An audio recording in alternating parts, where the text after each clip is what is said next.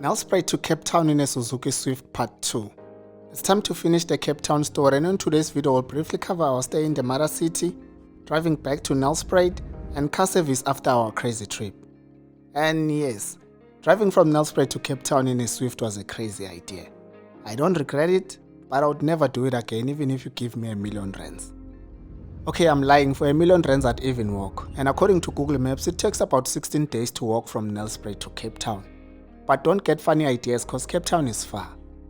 To get here we spent roughly 2,500 on petrol, plus minus 400 on toll gates, and 1,400 on accommodation in Northern Cape cause it took us 2 days to get to Cape Town.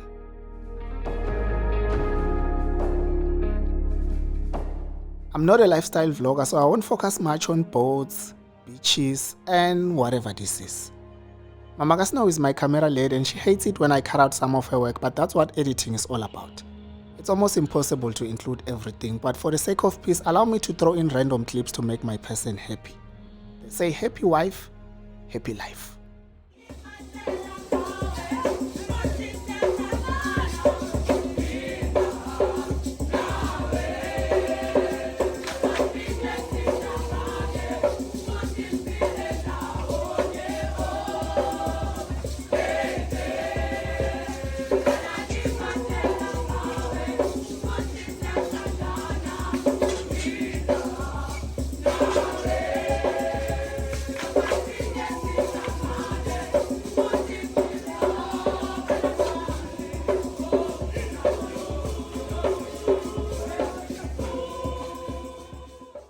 Okay sharp, now back to the car stuff. Since we're both tired of driving, we decided to park our Swift at the hotel and used Uber to move around to different places. And in total we spent plus minus 600 on Ubering. The best trip for me was when we requested an Uber and got a Suzuki Swift.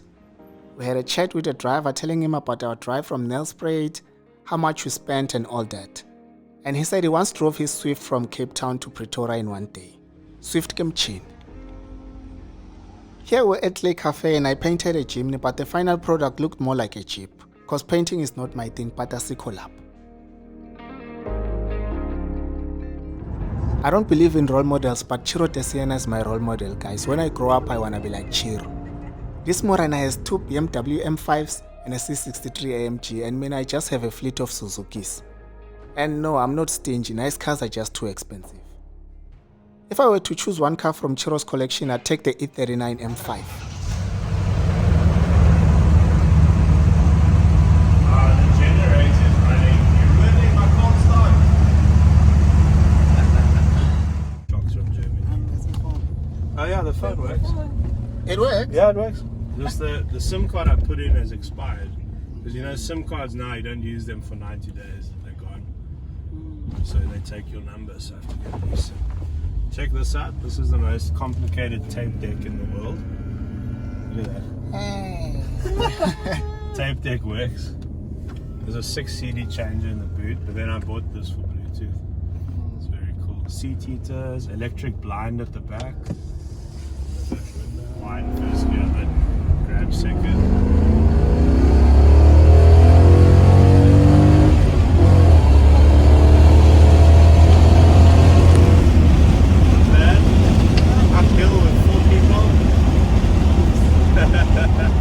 Makes a nice noise. Yeah. This is stock standard exhaust, factory exhaust.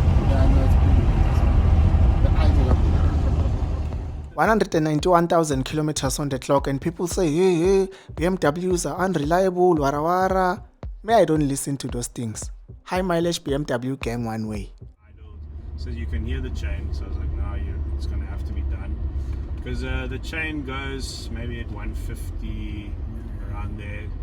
But he did the clutch, he did the bushes, so the clutch is only 40,000 k's. And if you drive carefully, the clutch will go forever. You know, if you don't hook second and drive like an idiot. But this car I did prop shaft seal on the diff, I did prop shaft coupling because it was torn, and then if that explodes then you're in trouble. I did Vanos, I did timing chain, we did valves, everything. The E60 is nice, but it's not my vibe. It looks too big. And I forgot to mention that we went to the Cars.Coza office for a quick tour and saw some nice toys. Shiro is such a vibe, man, and is an amazing partner that understands cars. For me, it's a struggle. Mangti BMW nyana, what's another car for what? Where are you going to park it? Oh, behind the seat. It's not going to happen, that thing. We don't need another car. There's so many cars in the garage. Ushoma Suzuki. Yeah. And I'll be like, hey, your dream car is a pecan. What fun is now? This video is about the Suzuki Swift, so let's leave Cape Town things and talk about our drive back to Nelspruit. We left the hotel at 4 a.m. because Cape Town traffic is bad and we wanted to avoid the traffic drama.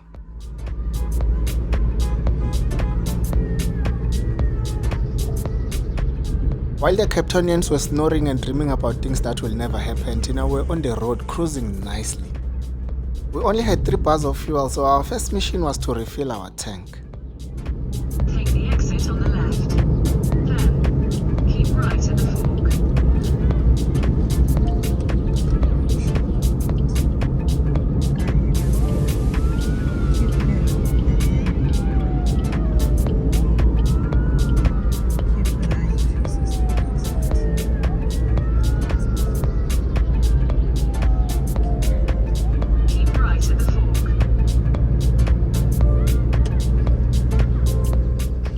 Okay, sharp, we got to a Shell garage and paid 630 rands 50 cents to refill our tank. And the petrol attendant was so shocked that we were driving to Nelspruit in a Swift. And he thought I was lying when I told him Mama Snow is a proper driver. She drives this one. She drives. Yeah, we'll drive. I will. Namanje nje masenkhathele, she's going to drive. Outside being drive at 10. After refilling, we started cooking and the road was clean.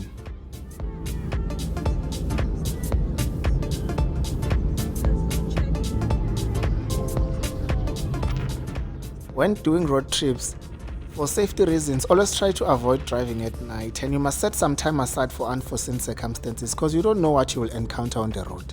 Sometimes there may be accidents, stop and goes due to roadworks, bad weather, and. So you need to have time to accommodate those things, otherwise you'll be stuck in the dark in the middle of nowhere. You also need to plan your fuel refill stops properly because sometimes you will find yourself on a long stretch with no filling stations. So if you don't have enough fuel, you'll cry tears. And that thing of saying I know my car doesn't work, just do the right thing. Stop clowning.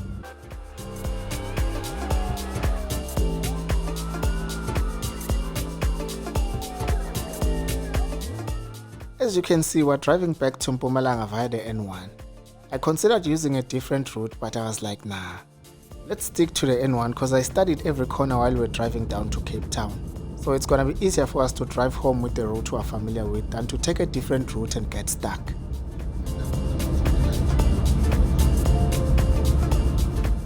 Driving back is the most difficult part because the road trip excitement is gone because you're just going home and there's nothing exciting about that. The only thing I look forward to is sleeping in my bed and chowing a home-cooked meal, or my pap and beef stew or rice and tin fish because restaurant food sucks for me.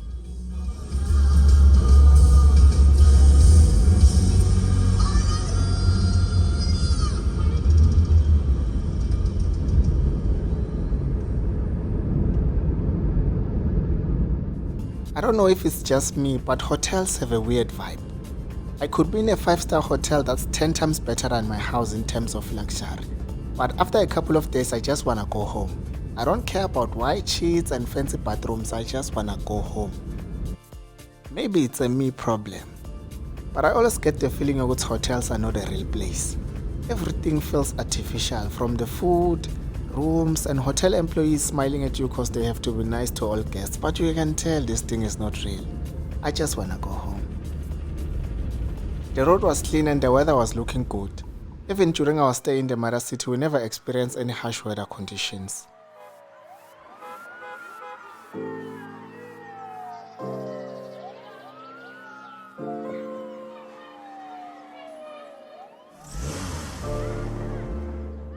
Average fuel consumption was sitting at an impressive 4.6 liters per 100 kilometers.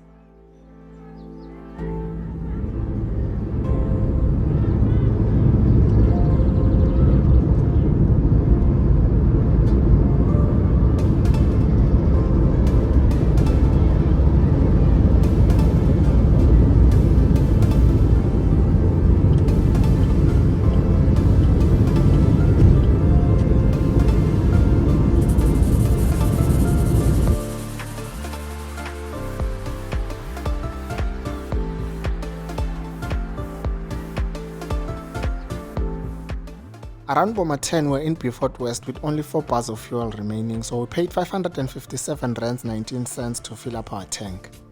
And after that we chilled at KFC. Then after chilling we continued with our trip.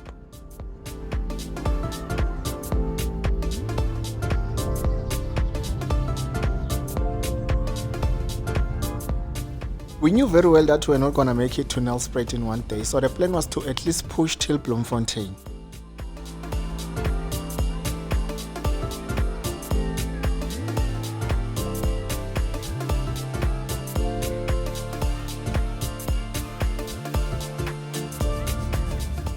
The number of trucks on the N1, icon.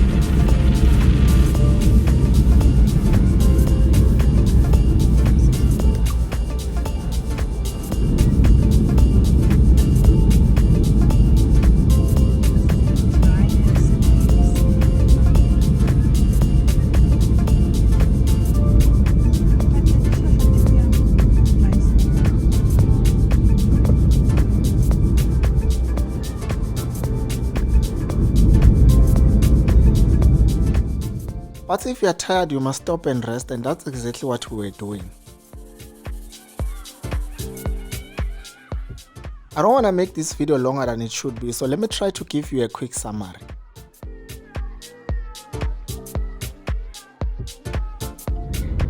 In 500 meters, turn right.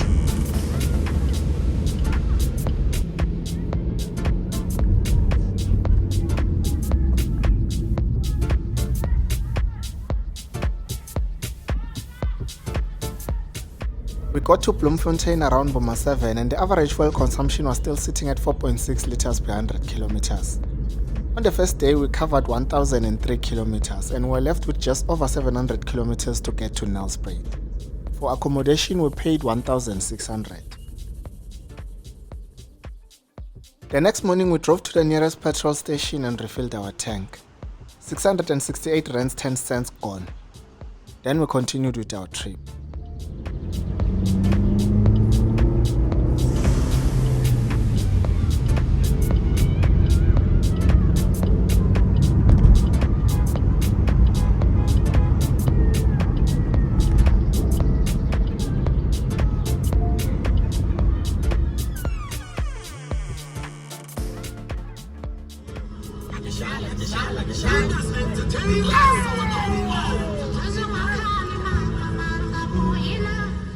Between Bloem and Johannesburg, the road was just clean and we were cruising nicely.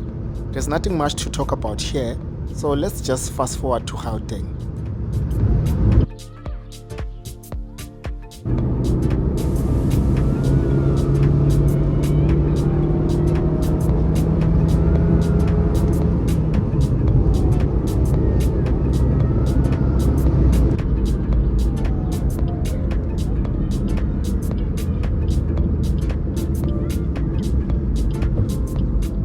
Okay sharp, we got to Gauteng and we were humbled by traffic.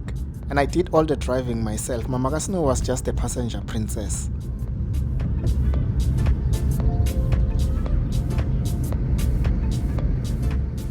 There's nothing special on the N12 between Gauteng and Mpumalanga, so let's just skip to MP.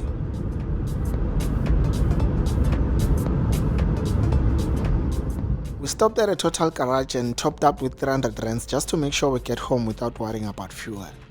Then we continued with our trip.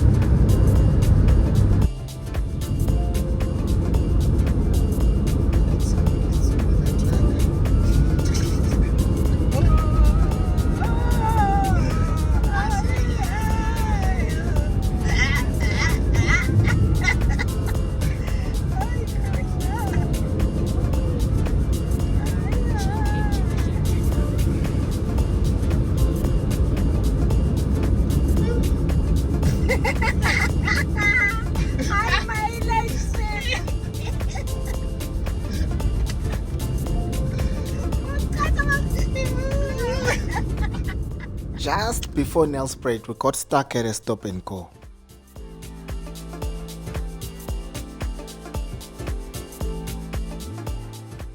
We got to Nelspruit around 5.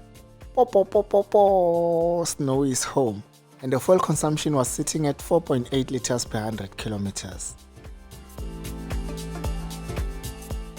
We spent 2,518 rands 32 cents on petrol to drive to Cape Town and 2,155 rands 79 cents to come back. So in total we spent 4,674 rands 11 cents on petrol. Total toll fees amount to 813 rands, and for accommodation along the way you spent 3,000 rands. Overall we spent, listen properly, 8,487 rands 11 cents to drive to Cape Town and back. And flight tickets for 2 adults were gonna cost around 19,000 rands flying from Kruger Mpumalanga Airport. After the trip, the car was sitting at a mileage of just over 29,000 kilometers, so I took it for service and the cost was covered by the service plan. I only paid 551 rands 31 cents for wiper blades because they are not covered by the service plan. Snow is still running smoothly with no issues at all, and that's the end of the Cape Town story. Thank you for watching. Don't forget to like, share and subscribe to the channel for more car content in a Mzansi context.